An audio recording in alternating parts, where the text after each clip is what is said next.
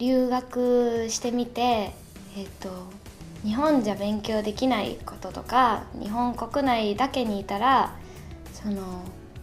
一方方向でしかものを見られない、もうちょっと視野とか知識を広げたいなと思って留学をしようと思いました。一番得意な言語が英語だったっていうことと、あとやっぱりアメリカは人種のるつぼって言われてるぐらいなので、いろんな国からアメリカ人だけじゃなくてヨーロッパ、アフリカ、アジア、南アメリカからいろんな国の人が来るので、そこでまた異文化交流をして他の国のこともいろいろ、アメリカに行けばアメリカのことだけじゃなくて他の国のこともたくさん学べるだろうと思ってアメリカにしました。英語の授業をいくつか取っていたのと、あとは宗教学と哲学の授業を取りたくてアメリカに行ったっていうのもあるので、宗教学と哲学を全部で3つほど履修しました。宗教学の、授業を勉強して、言語の体系が宗教と深い関わりがあるみたいな授業を受けた後に、友達ともののけ姫を英語で見たんですけど、その時にたたり神の翻訳がデーモンゴッドってなってて、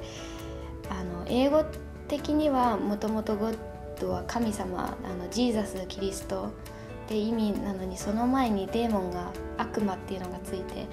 いや悪魔の神ってついてアメリカ人は果たしてたたり神の雰囲気を理解できるのかなっていうのを疑問に思い始めて、でその時はデーモンゴッドっていう響きにはただ笑ってただけだったんですけど、後になってもうちょっと掘り下げたらいいテーマになるかもしれないって思って、今は翻訳論をやろうかなと考えてます。もう授業の体系が本当に全然違って、授業中に先生の言うことを聞くために黙ってなきゃいけないとか、他の生徒の迷惑にならないように授業中は授業を遮ってはいけないとか、日本では割とそういう暗黙の控えめであった方がいいみたいなルールがあると思うんですけど、アメリカはもう全然それがなくて、自分がどう思ってるかをどんどん出していかないと逆に何考えてるか分かんないよって言われて成績を落とされるみたいなのがあったので、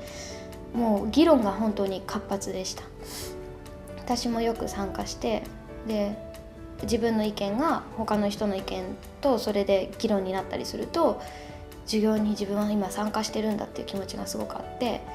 もう授業が全然短くて楽しく感じられました。留学する前と比べて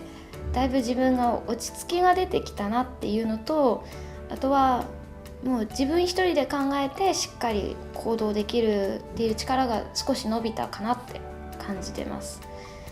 私は日本にいる時は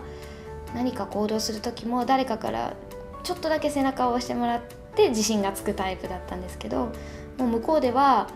私一人のようなものなので、自分で何かしたいと思った時に自分で情報を集めて、やりたいかやりたくないか自分で決めて、で行動を起こすっていう感じだったので、一人でもやっていける力が身についたと感じてます。留学してみて何を得て帰ってくるかっていうのは、留学先だとか行った期間とかその人の目標によって様々だと思うので、もう何かを得てみたいっていう気持ちがあるんだったら、ぜひ留学を考えてみた方がいいと思います。